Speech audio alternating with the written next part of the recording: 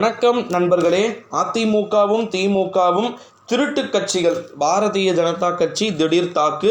கடைசி வரைக்கும் கூட்டணிக்காக கெஞ்சிய கட்சி தான் நம்முடைய பாரதிய ஜனதா கட்சி அப்படின்னு சொல்லிட்டு பாரதிய ஜனதா கட்சியை கிழி என கிழித்து கொண்டிருக்கக்கூடிய ஒரு சூழ்நிலையிலே நண்பர்களே, இன்று மாலையுடன் தேர்தல் பிரச்சாரம் முடிவடைகிறது. ஓகேங்களா? இன்று மாலையுடனே தேர்தல் பிரச்சாரம் அப்படின்றது டோட்டலாக பார்த்திங்கன்னா முடிந்து விடுகிறது. இந்த ஒரு சூழ்நிலையிலே அடுத்தடுத்த வெற்றியை பெறப்போகின்றவர்கள் யார், எப்படி எந்த முறையில் வெற்றியை பெற போகிறாங்க, உண்மையில் திமுகவிற்கும் அதிமுகவிற்கும் இருக்கக்கூடிய தொகுதி வேறுபாடுகள் எவ்வளவு இருக்க போகிறது.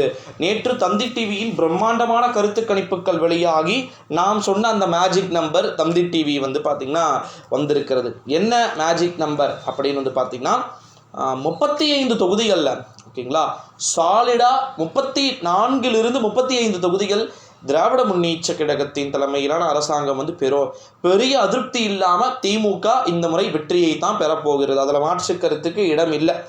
சில தொகுதிகளில் மட்டுமே கடும் டஃபஸ்ட் காம்படிஷன். நம்ம சொல்லியிருந்தோம் அல்லவா, கோயம்புத்தூரில் கடுமையான டஃப் இருக்கும், வேலூரில் பயங்கரமான டஃப் இருக்கும்.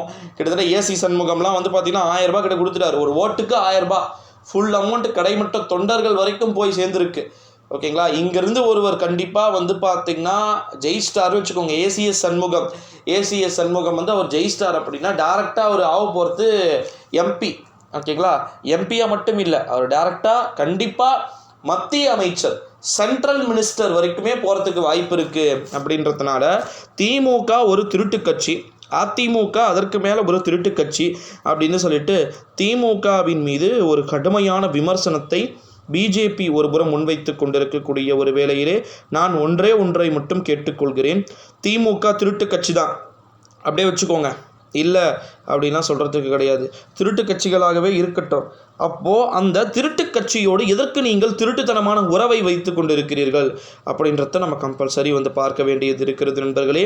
இந்த ஒரு சூழ்நிலையில் தான் 100% எனக்கு தெரிஞ்சு போகிற போக்க பார்த்தா திமுக கிட்ட பாரதிய ஜனதா கட்சி ஒரு 2வது இடத்திற்கு வந்துவிடும் போல அப்படின்னு தோன்றுகிறது. அதாவது பாரதிய ஜனதா கட்சி சில தொகுதிகளில் 2ஆம் இடம் வருகிறார்கள், சில இடங்களில் 3வது இடத்திற்கு அதிமுக பார்த்திங்கன்னா தள்ளப்படுகிறது அப்படின்னு சொல்லிட்டோம்.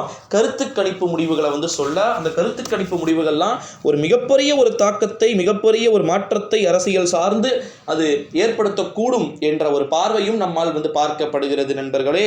ஸோ அதனால் கண்டிப்பாக நம்ம வெயிட் பண்ணி தான் பார்க்கணும். திமுகவும் அதிமுகவும் ஒன்று, இதை அறியாதவன் வாயில் மண்ணு அப்படின்னு சொல்லி இருக்கிறத நீங்கள் என்னவா பார்க்குறீங்க?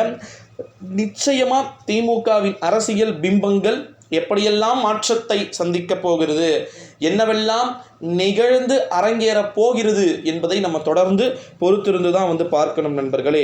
ஸோ திராவிட முன்னேற்ற கழகமும் திருட்டு கட்சிகளும், அதிமுகவும் திருட்டு கட்சிகளும் அப்படின்னு சொல்லிட்டு பாஜகவினர் சொல்லி அவர்களும் ஒரு புறம் பணத்தை கொடுத்து கொண்டு தான் இருக்கிறார்கள் நண்பர்களே.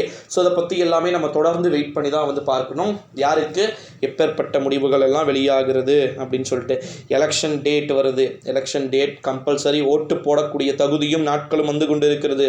ஸோ தொடர்ந்து இணைந்தே இருங்கள். நன்றி, வணக்கம்.